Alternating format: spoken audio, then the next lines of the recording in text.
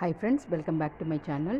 General Tamil class 9 அதில் இருக்கக்கூடிய தெரிந்து கொள்வோம் அப்படின்ற அந்த குட்டி குட்டி பாக்ஸஸில் இருக்கிற கண்டென்ட் தான் நம்ம இந்த வீடியோவில் பார்க்க போகிறோம். ஸோ இது ஃபஸ்ட் லெசன்லேருந்து தேர்ட் லெசனுக்குள்ளே இருக்கிற கண்டென்ட்டை நான் இந்த வீடியோவில் உங்களுக்கு கொடுத்துருக்கேன். இதே மாதிரி நெக்ஸ்ட் லெசன்ஸும் வந்து நம்ம கண்டிப்பாக பண்ணலாம். ஃபஸ்ட்டு இது பாருங்கள், இனிமையும் நீர்மையும் தமிழெனல் ஆகும். ஸோ இந்த லைன் வந்து ஆல்ரெடி ஏற்கனவே கொஷின்ஸ் வந்திருக்கு. இது யார் சொன்னாங்க அப்படின்னா பிங்கள நிகண்டு. யாமறிந்த மொழிகளிலே தமிழ் மொழி போல் இனிதாவது எங்கும் காணும். இது பாரதியார் சொல்லியிருக்காரு, அது உங்களுக்கு ஏற்கனவே தெரியும். நெக்ஸ்ட் ஒன், உலக தாய்மொழி நாள் வந்து February 21 வந்து நம்ம இது பண்ணுறோம். தமிழை ஆட்சி மொழியாக கொண்ட நாடுகள் வந்து இலங்கை மற்றும் சிங்கப்பூர். அடுத்ததாக கன்னி அப்படின்ற இந்த வேர்டோட மீனிங் வந்து நம்ம பார்க்கலாம். 3 சொல்லி நான் இருக்கு இல்லையா, அந்த டன்னகரம், அந்த டன்னகரத்தோட வர கன்னி அப்படின்ற வேர்டு. இதோட மீனிங் என்ன அப்படின்னா, 2 கண்களை போல் 2 பூக்களை வைத்து மாலை போல் கட்டுவது தான் கன்னின்னு சொல்லிட்டு சொல்லுவாங்க. ஸோ அதே மாதிரி நம்மளோட செயலில் வந்து 2 அடிகளாக கொண்ட செயல் பகுதியை கன்னின்னு சொல்லிட்டு சொல்லுவோம்.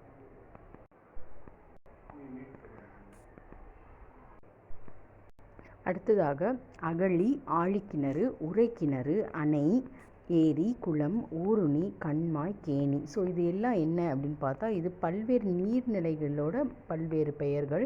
இதனோட டீட்டெயிலும் வந்து இப்போ நான் சொல்கிறேன். இப்போ நம்ம பார்த்தோம் இல்லையா, பல்வேறு நீர்நிலைகளோட பெயர்கள். அதில் முக்கியமானதை நான் சொல்கிறேன். ஏரிகளும் குளங்களும் எதற்காக உருவாக்குனாங்க அப்படின்னா, முக்கியமாக அதனுடைய மண் வளம், நில அமைப்பு, அதுக்கப்புறம் வந்து மக்கள் தொகை, இது எல்லாத்தையும் கருத்தில் கொண்டு தான் நீர்நிலைகளை உருவாக்குவாங்க. இது எல்லாருக்கும் தெரியும். அப்போ ஏரி குளங்கள் வந்து பெரிய தண்ணீரை வந்து ஹோல்டு பண்ணும் இல்லையா, நிறைய தண்ணீரை. ஸோ இது மெயினாக வந்து பாசனத்திற்கு, அதாவது விவசாய பாசனத்திற்காக தான் இந்த ஏரிகளையும் குளங்களையும் உருவாக்கினாங்க ஒவ்வொரு வட்டாரத்துலேயும். இப்போ பாண்டி மண்டலத்தில் இருக்கிற ஏரியை நம்ம என்னன்னு சொல்லுவோம் அப்படின்னா கண்மாயின்னு சொல்லுவோம். அதை நம்ம வட்டார மொழியில் கம்மாயின்னு சொல்லுவோம். அதே போல் மணற்பாங்கான இடத்துல இருக்கக்கூடிய தோண்டி எடுக்கும் போது நமக்கு வந்து மணல் வந்து உள்ளே விழுந்துடும் இல்லையா, அந்த இடத்துல கிணறு தோண்டும் போது நமக்கு வந்து என்ன பண்ணுவாங்கன்னா, சுடுமண்ணை கொண்டு ஒரு வளையங்கள், அதை தான் உறைக்கிணறுன்னு சொல்லுவோம்.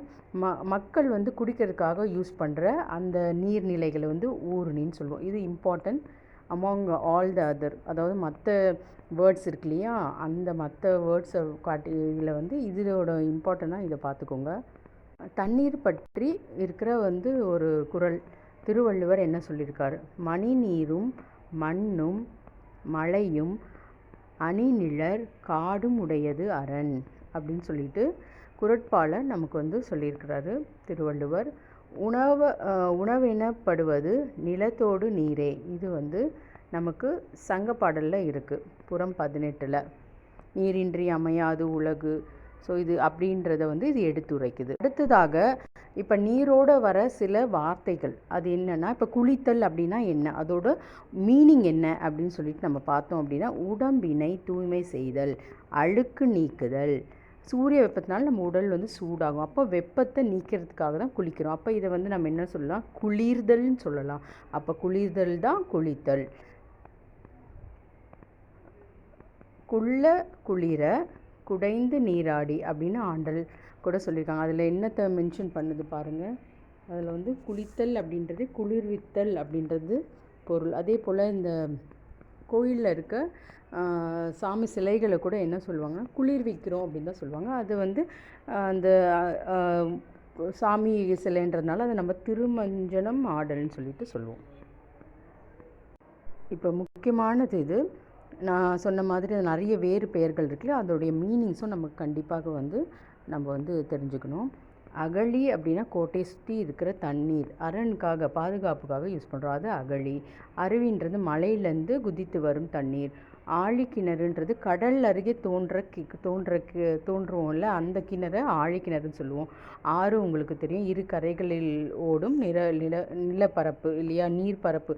இந்த பக்கம் நிலம் இருக்கும், இந்த பக்கம் நிலம் இருக்கும், 2 கரை இருக்கும், அதுதான் ஆறு. இளஞ்சி அப்படின்றது பல வகைக்காக பயன்படும் நீர்த்தேக்கம். உறைக்கிணறு அப்படின்னு இப்போ தான் நம்ம பார்த்தோம், மணற்பாங்கான இடத்துல தோண்டி சுடுமண் வளையம் போட்ட கிணறு உறைக்கிணறு. மக்கள் பருகு நீருக்காக பயன்படுத்துகிற கிணறு ஊருணி. ஊற்றுன்றது வந்து அடியிலேருந்து உருவாகிற நீர். ஏரின்றது வேளாண்மை, ஏரி குளம் வேளாண்மை பாசனத்துக்காக யூஸ் பண்ணுற நீர்த்தேக்கம்.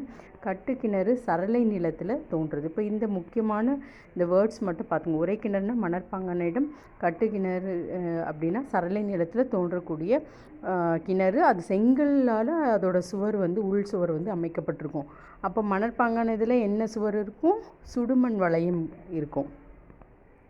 அடுத்ததாக கடல். கடல்ன்றது அலைகள் கொண்ட உப்பு நீர் தான் வந்து கடல்னு நம்ம சொல்லுவோம்.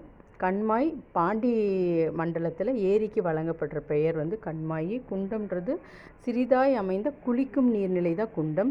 குண்டுன்றது குளிப்பதற்கேற்ற சிறு குளம். இது ரெண்டுமே வந்து சிமிலராக இருக்குது. அதனால் வித்தியாசத்தை வந்து பார்த்துக்கோங்க. குமிழி ஊற்று ஏற்கனவே பார்த்தோம்.